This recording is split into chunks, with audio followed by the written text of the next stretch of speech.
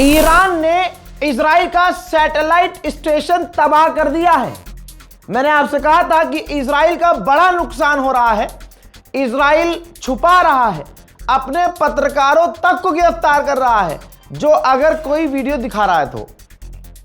लेकिन यह एक रैंडम वीडियो है, किसी से गलती से बन गया और लीक हो गया, जिससे यह पता चला है कि यह तस्वीर देख लीजिए, ये देखिए, ये सैटेलाइट स्टेशन है, इजराइल का सैटेलाइट स्टेशन है जो ईरान ने हमले में तबाह कर दिया है। यही तो वजह है कि अमेरिका इजराइल बौखला रहे हैं, पूरी ताकत से हमला कर रहे हैं, लेकिन ईरान फिर भी लड़कर जो पलटवार कर रहा है तो इनका यह हाल हो रहा है। हाएला वैली नाम की यह जगह है इजराइल में, जहां पर इजराइल का सैटेलाइट पूरा सेटअप था। इजराइल के उस सेटअप को ईरान ने उड़ा दिया है। ऑस्ट्रेलिया में अभी कुछ दिन पहले मैच हुआ था, फुटबॉल मैच, ईरान की महिला खिलाड़ियों का मैच था। उस वक्त ईरान में प्रदर्शन पीक पर थे और इनको गलतफहमी थी कि भैया रिजीम गिर जाएगी। ईरान की खासकर वो लड़कियां जो अपने स्तन दिखाना चाहती हैं और यूरोपियन और यहाँ की लड़कियों के जैसे चड्डी में अपने चूतड़ उतड़ सब दिखा के सो कॉल्ड मॉडल बनना चाहती हैं, जो नंगी रहना चाहती हैं, उन्हें हिजाब पसंद नहीं आ रहा था। तो भाई ऐसे में जो मैच हो रहा था ऑस्ट्रेलिया में, तो जो ईरान की महिला खिलाड़ियां थीं, मैच के दौरान शुरुआत में जब राष्ट्रगान हुआ तो भाई उन्होंने अपने देश का तराना गुनगुनाया ही नहीं, और यहाँ तक कि कोच भी मुस्कुरा रही थी। इससे साफ नज़र आ रहा था कि ये देश से गद्दारी कर रही हैं। अब भारत का हिंदू समाज और उसका दोगलापन यहाँ पकड़ लीजिएगा आप आराम से, कि अगर भारत में कोई राष्ट्रगान गाने से इनकार कर दे, यहाँ तक कि फिल्म देखी जाती है तो पहले राष्ट्रगान चलाया जाता है, अगर कोई राष्ट्रगान पर खड़ा ना हुआ तो उसको गद्दार कह दिया जाता है। हमारे देश की नीति है भाई, ये बिल्कुल जेन्युइन है, सही है। यही चीज़ वहाँ हो रही है। ये लड़कियाँ राष्ट्रगान गाने से इनकार कर देती हैं। तराना ईरान का बज रहा था, लेकिन इन्होंने राष्ट्रगान गाने से इनकार कर दिया, नहीं गाया। अब इनका ये वीडियो इंटरनेशनल मीडिया में वायरल हुआ। ईरान के अंदर प्रदर्शन शुरू हो गया कि भाई हमारे मुल्क में तो गद्दारी हो ही रही है, ये बाहर जाकर भी ये हाल मचा रही हैं, इससे और बेइज्जती हो रही है, इंटरनेशनल लेवल पर बेइज्जती हो रही है। ईरान ने कहा कि हम कार्रवाई करेंगे। अब अमेरिका ने ऑस्ट्रेलिया के प्रधानमंत्री से बात की, ट्रंप ने फिर ट्वीट किया, ये देखो, ट्रूथ पर पोस्ट किया, ट्वीट पर ट्वीट किया उठा के, कहा कि वो खिलाड़ियां, उनको डर था कि ईरान उन्हें मार देगा, इस वजह से हमने बात की है ऑस्ट्रेलिया के प्रधानमंत्री से। ऑस्ट्रेलिया की गवर्नमेंट उन सभी महिला खिलाड़ियों को असाइलम, पॉलिटिकल असाइलम दे रही है, पनाह दे रही है, उन्हें कहीं जाने की ज़रूरत नहीं है, उनको वहाँ पनाह दी जाएगी, ठीक। और कहा कि मेरी उनसे बात हुई है, वो डर में है, कुछ लड़कियाँ वापस ईरान अपने परिवार के पास जाना चाहती हैं क्योंकि अब उनका परिवार भी खतरे में है। तो देखिए दोस्तों, गद्दारी का नतीजा है। लेकिन अगर आप अमेरिका को खुश करने के लिए गद्दारी करें तो अमेरिका आपको दुनिया में कहीं भी जगह दिलवा देता है। लेकिन मेरे दोस्तों याद रखिएगा, ऑस्ट्रेलिया में अगर इनको पनाह मिल भी रही है तो ऑस्ट्रेलिया इनका मुल्क नहीं है। सरकार बदलेगी, सब कुछ चेंज होगा और चूतड़ों पे इनके लात मारी जाएगी। अपना वतन अपना होता है। इस रिपोर्ट को शेयर कर दीजिएगा, भर भर कर इंफॉर्मेशन दे रहा हूं, बहुत बड़ी बड़ी इंफॉर्मेशन। ब्रेकिंग न्यूज़ एक और दूं आपको, डोनाल्ड ट्रंप एकदम परेशान हो चुका है। ईरान के अधिकारियों ने बताया है और ऑफिशियली जानकारी दी है कि डोनाल्ड ट्रंप अब अड़ोस पड़ोस के देशों से कह रहा है कि ईरान से बात करो। ईरान से कांटेक्ट करने की, हमारे आला अधिकारियों से कांटेक्ट करने की कोशिश ट्रंप कर रहा है, लेकिन हम उनसे बात नहीं कर रहे हैं। और अब डोनाल्ड ट्रंप पड़ोसी देशों से कह रहा है कि ईरान से बातचीत करो। दोस्तों, दो तरह की बातें हैं। देखिए, ईरान ने स्टेशन तबाह किया है, जो मैंने आपको वीडियो दिखाया था, देख लीजिए दोबारा, इजराइल के अंदर। देखिए, तबाह तो हुआ है, एक बात कंफर्म है, इजराइल का सैटेलाइट स्टेशन तबाह हुआ है, ये कंफर्म है। लेकिन अभी अभी मेरे पास खबर आ रही है कि हो सकता है ये हिजबुल्लाह ने किया हो। अब ये हो सकता है हिजबुल्लाह ने किया हो या ईरान ने किया हो। मेन मुद्दे की बात यह है कि इजराइल का सैटेलाइट स्टेशन तबाह हुआ है। फ्रांस के राष्ट्रपति इमैनुअल मैक्रोन ने कहा कि मेरा मानना है ये जंग अभी कुछ हफ्ते और चलेगी। मेरा मानना ये भी है कि सिर्फ बमबारी कर देने से कहीं की रिजीम चेंज नहीं हो सकती। Nous nous mettons en situation de pouvoir durer et je pense que rien n'indique que cette guerre cessera dans les jours à venir. Et donc cette guerre, je pense, durera à coup sûr dans cette phase intense, en tout cas plusieurs jours, peut-être plusieurs semaines. Et tout dépend aussi de la clarification que les uns et les autres font sur leur objectif final et au fond ce qu'on appelle l'effet final recherché. Germany का chancellor, क्योंकि सबसे ज़्यादा नंगापन Germany में है, तो Germany के chancellor ने इसको पहचान लो और बल्कि ईरान से कहूँगा कि ज़मीर को ज़िंदा रखो और इस जर्मनी का इलाज बांधो। जर्मनी के चांसलर ने कहा कि जब तक मुल्ला रिजीम जिंदा है ईरान में दुनिया में शांति नहीं आ सकती और पूरी दुनिया के लिए आतंक है ईरान, जिससे अकेला अमेरिका और इजराइल लड़ रहे हैं। ये है जर्मनी का चांसलर, जहां सारी दुनिया कह रही है कुछ और कि भाई अकेला तो ईरान लड़ रहा है और ये हरामी कह रहा है कि अकेले इजराइल और अमेरिका लड़ रहे हैं। इजराइल और अमेरिका जब दो हो गए तो ये अकेले कैसे हुए? ये जर्मनी का चांसलर है। आगे ये कह रहा है कि पूरी दुनिया के लिए ईरान खतरा है। क्या तो ट्रंप भी यही रहा था, लेकिन दुनिया जानती है कि ईरान ने आज तक किसी देश पर कब्जा नहीं किया। कह रहा है कि ईरान दुनिया के लिए खतरा है, जबकि वेनेजुएला पर कब्जा करने वाला अमेरिका है। जर्मनी का चांसलर कह रहा है कि इजराइल कह रहा है कि ईरान खतरा है, जबकि इजराइल ने पूरे फिलिस्तीन की ज़मीन को कब्जाया हुआ है। पूरा गाज़ा उसने हड़प लिया है। जर्मनी का चांसलर कह रहा है कि अमेरिका और इजराइल मिलकर लड़ रहे हैं हक की लड़ाई। तो हक की लड़ाई ये है कि इराक का ये तेल पी गए, अफ़गानिस्तान को तबाह किया और पूरी दुनिया पर ये गुंडागर्दी कर रहे हैं। लेकिन जर्मनी के चांसलर की एप्स्टीन फाइल में जो कुछ वीडियोज़ हैं उसका असर ये बोल रहा है।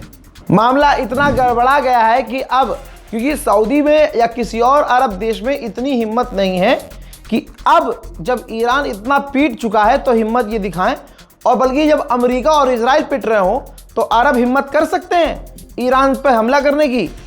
तो अमेरिकी सेनेटर बुरी तरह से भड़का है। उसने कहा है कि हमें सऊदी अरब से अपने रिलेशन के बारे में ठीक से सोचना होगा कि इनसे रिश्ते हमें रखने हैं कि नहीं, क्योंकि सऊदी अरब लगातार मना कर रहा है हमारी इस जंग को ज्वाइन करने से, बल्कि सऊदी अरब हमारे साथ मिलकर इस ऑपरेशन को पूरा करना नहीं चाहता। तो दोस्तों, अमेरिका बुरी तरह से भड़का हुआ है और अमेरिका और इजराइल की ही कोशिश है कि ईरान के खिलाफ अरब जंग में उतर जाए। ईरान के ऑफिशियल ने यह तक कह दिया कि अमेरिका इजराइल नहीं समझ पा रहे हैं कि उनकी स्ट्रेटजी हमारे खिलाफ काम नहीं कर पाएगी और हम लंबी जंग के लिए तैयार हैं। डोनाल्ड ट्रंप ने कहा है कि ये बहुत जल्दी होगी अगर हम ईरान के तेल को सीज करने की बात करें। हजरात याद रखिएगा, ट्रंप और इजराइल के किसी बयान पर भरोसा मत कीजिएगा। मिसाइल चाहे तुर्की पर हिजबुल्लाह ने दागी हो या ईरान ने, खबर कंफर्म है कि तुर्की के अंदर जो तुर्की गवर्नमेंट है उसने ईरान के एम्बेसडर को समन कर लिया। वहीं में दोस्तों, भारत की मोदी 56 इंच की सरकार ने फादरलैंड से परमिशन ली। परमिशन जो है डोलैंड ने दे दी। डोलैंड का परमिशन लेने के बाद अब यही भारत सरकार 6 मिलियन बैरल रूसी तेल रूस से खरीद रहे हैं और ये 30 दिन की भीख मोदी को डोनाल्ड ट्रंप ने दी है, जिस भीख पर तमाम भारत के गानाचट्टे गोबरखोर खुश हैं। उधर ईरान ने बड़ी धमकी दी कि अगर हमारे पड़ोसी देशों ने, अरबों ने अमेरिका को नहीं रोका तो हम कुछ ऐसा कर देंगे कि तेल $200 पर बैरल पहुंच जाएगा। ईरान के विदेश मंत्री ने कहा कि हम आम अमरीकियों को निशाना नहीं बनाते, बट अमेरिका की गवर्नमेंट हमें नुकसान पहुंचा रही है, नुकसान पहुंचाना चाह रही है।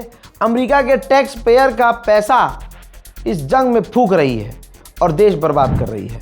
हजरात सोचिए, बहरीन और ये अरब देश तुम्हारे लिए कितने खतरनाक हैं, सच बोलने वालों के लिए कितने खतरनाक है। ऐसे थोड़ी इनकी अब तक बातचीत टिकी हुई है। मेरे दोस्तों, बहरीन की प्रोसिक्यूटर कमेटी चाहती है, जिन लोगों ने ईरान के हमलों का वीडियो बनाया और जो हमारे यहाँ तबाही मची, उसका वीडियो, फोटो और इंफॉर्मेशन शेयर किया, फेसबुक पर डाला, इंस्टाग्राम पर पोस्ट किया या ट्वीट किया, ऐसे अपने देश के गद्दारों को सीधा फांसी दी जाए। तो गल्फ में अगर पैसा कमाने गए हो तो पत्रकार बनने की कोशिश, यूट्यूबर बनने की कोशिश मत करना, निपटा दिए जाओगे। जिसका खून खराब हो वो कभी हक बात कैसे कर सकता है। सीरिया के राष्ट्रपति पूर्व ISIS आतंकी ने ईरान के हमलों की, जो सऊदी पर की है और दूसरे अरब देशों पर की है, उसकी निंदा की और कहा कि हम हिजबुल्लाह से लड़ने को तैयार हैं और लेबनान में जो हिजबुल्लाह कर रहा है हम उसके खिलाफ हैं। हालत बड़ी ख़राब हो गई है ट्रंप की। ट्रंप G7 के आगे झुकने वाला है। G7 देशों से बात करके उनसे कहने वाला है कि आपके जो ऑयल रिजर्व हैं आप उन्हें खोल दीजिए ताकि तेल के दाम ऊपर ना जाएं। लेकिन ईरान पहले ही कह चुका है कि आएगा, कुछ वक्त के लिए नीचे आएगा, लेकिन फिर ये ग्राफ ऊपर जाएगा और तेल के दाम आसमान छुएंगे। अमेरिका ने जो जंग शुरू की है, जिस वजह से गाज़ा की जो मीटिंग चल रही थी, जो पीस कीपिंग मीटिंग चल रही थी, पीस को लाने के लिए कई देशों की मीटिंग चल रही थी जिसमें लीड कर रहा था अमेरिका, ये मीटिंग पोस्टपोन हो चुकी है। लोग गाज़ा और फ़िलिस्तीन को भूल चुके हैं। तुर्की के राष्ट्रपति रजब तैयब एर्दोगान ने कुछ तो पता लगाया है कि ऐसा बयान दिया है। उन्होंने कहा कि अमेरिका और इजराइल एक जाल है, इनके जाल पर भरोसा नहीं करना चाहिए। इजराइल पर तो बिल्कुल भरोसा नहीं करना चाहिए। हमारे ईरान से रिश्ते खतरे में हैं, लेकिन ये बात क्लियर है कि इजराइल दो भाइयों को लड़वाना चाह रहा है। ये तुर्की के राष्ट्रपति रजब तैयब एर्दोगान ने कहा है। फायदा तो पुतिन उठा रहे हैं। पुतिन ने मीटिंग की और कहा कि स्ट्रेट ऑफ हॉर्मुज़ पूरी तरह से बंद है। अगर यूरोप हमसे तमीज़ और ढंग से बात करते हैं तो हम यूरोप को तेल सप्लाई करने को तैयार हैं। अब ईरान की गवर्नमेंट के सपोर्ट में 24-24 घंटे ईरान की जनता सड़कों पर तेहरान में प्रदर्शन कर रही है।